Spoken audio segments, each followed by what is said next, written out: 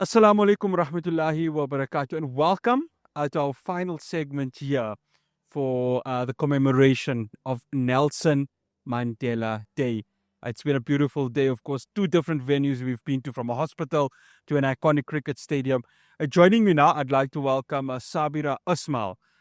She is the National Development Coordinator for Ashraful Aid. Just to talk to us about the logistics of today, Sabera.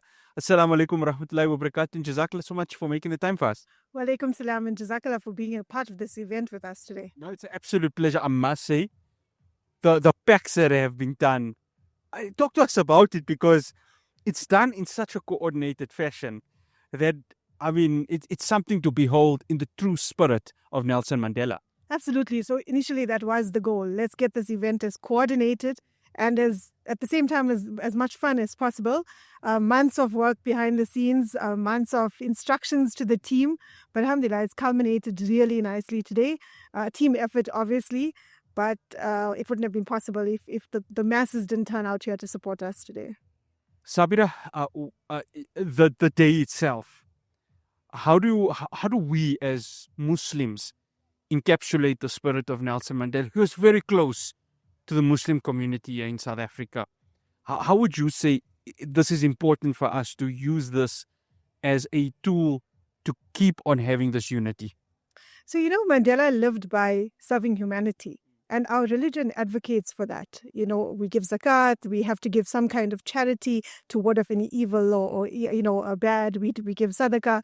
And we need to start doing this more. And we believe that this one event for us is also a form of dawah. We show, as Muslims, we incorporate everybody into the event, but we're also living his legacy through serving humanity. Our recipients for most of our projects are diverse across the field. They don't have any race or religion barrier. And by being here today with everybody, that's the first step in living the legacy of Mandela and serving as Muslims to humanity. Sabera, I want to speak about, obviously, the packs. So when are these packs going to be distributed? But to build up to it, how were you able to make all of this happen? Because it's beautiful. I mean, the way it's being done. And of course, it's a collaborative effort with various other organizations. But how were you able to say, let's make this work? And of course, giving it to the vulnerable of our country? I think the most challenging part for me as the coordinator of the event was that I was sitting at the other end of the country in Durban, coordinating a team in Johannesburg who was not picturing what I was picturing, but it comes together nicely. The packs will go out to underprivileged communities over the next six weeks. All areas have been pre-identified based on the needs, but based on the other projects that we run countrywide. We assess areas that are in need, areas that don't get assistance generally, other smaller NGOs, other partners on the ground that we work with. And it really reaches the most vulnerable, female-headed homes, child-headed homes, those that are really, the elderly who can't get. And we often get asked, why do we still do food parcels as opposed to doing a voucher? There's lots of people out there who don't even have access to get to those, to the shops and things. There's the elderly who can't get onto a taxi, public transport to get this. So we get to them, and we will service those in the outlying areas that really are deserving. The parcel will be able to sustain a family for at least 2 weeks, or maybe longer, and a family of 4 to 5. So in total, we would benefit in excess of 20,000 people with the hampers that were packed today. Sabera, is somebody who works for a humanitarian organization, and Nelson Mandela being a humanitarian himself, and of course, you having a leadership role, how do you inspire your team using Nelson Mandela as that blueprint? So first, I'm a humanitarian by choice. I have a profession. My team, I think they keep telling me they're inspired by the fact that I work very part-time in my healthcare profession, and I've now dedicated my time to working full-time for humanity. Often we just bring up the sayings from Nelson Mandela. You have not lived if you have not served humanity. We are here to service the underprivileged. His legacy lives on. The man has gone, and people are here to give up for his time. We tell them, let's live the way he did. We are all free because of him. We can live his legacy by doing it via the organization and the work that we do. And we hope that Allah accepts our efforts. What does Nelson Mandela Day mean for Sabera Asmal? For me, this is breaking every barrier I've ever set for myself.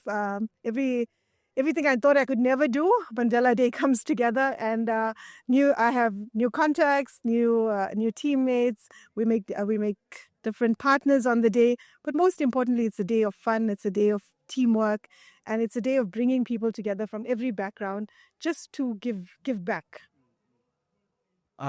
Sabera, I want to ask, without giving your age away, what is your favorite memory of Nelson Mandela? When you, obviously there's so much, whether it's sports, whether it's political, so much. What would be your favorite memory of him? So there's two things that stand out. I was a young girl when he was released from prison, but there's the video of him raising his fist when he was walking out of prison. You know, that's just the classic footage. And the second one is the Rugby World Cup of '94. That's something that it just stands out in my memory. His smile there. It happened 30 years ago. Yeah. 30 years ago, I was younger. And, you know, he brought together people with sport. We're here to bring people together. We're not playing sport today, but we're on the sport field in the same way. But, you know, I mean, he came into a sport that was predominantly not for people of color. And he just brought everybody together at that World Cup. You know, he's always been a staunch supporter of Palestine. Ashraful Aid does so much of work in the occupied West Bank and Gaza. And I think that's something that we can relate to, isn't it? As Muslims, as South Africans, as humanitarians, that his support for Palestine was unwavering. Absolutely. So I think that's why we all do this with such vigor, and we get into the spirit of Mandela Day, because we know that we had his full backing. And he says we're not free until the people of Palestine are free. So, you know, I mean, that's one of the countries we focus a lot of our work on. We're trying to get in as much aid as possible. We know their suffering is our suffering. And if Madiba said they were not free, we believe that until they are free, we're not really free in this country. One final question, Sabera. What would be your advice to those out there to maintain this day for the rest of the year, not just on July the 18th? So, you know, we all get caught up in our daily lives, our kids, our homes, our work. But our purpose in this world, aside from earning a living and having the little pleasures in life, is there'll always be poor people. There'll always be underprivileged. And if we can't service them, or we can't see to their needs, and we can't see how they suffer, or assist them to recover from that, or come out of the chains of poverty, then we really haven't achieved very much in this world. You know, whatever you do, it doesn't have to be monetary. You can give your time, you can give your smile, you can give any small bit of you to somebody who has less than you. Sabera, absolute pleasure. Jazakallah so much for hosting us. Assalamu alaikum wa rahmatullahi wa barakatuh. Jazakallah wa alaikum salam wa rahmatullahi wa barakatuh. That was Sabera Asmal, National Coordinator for National Development Coordinator of Ashraful Aid. And that's how we wrap up our Nelson Mandela Day. We hope you enjoyed it. Very different from us being in the office, but a beautiful day to honor the man, the great Nelson Mandela. It's 67 minutes, but there's so much that we can do throughout the entire year to honor the man. And he's always said it. It's impossible until it's done. Let's use that as a blueprint for all of us to inspire and continue to make South Africa a better place for us all. From myself, Faraz Patel, and the team on the ground, Suleiman Lawal and Rafiwa Gamshu, Assalamu alaikum wa rahmatullahi wa barakatuh.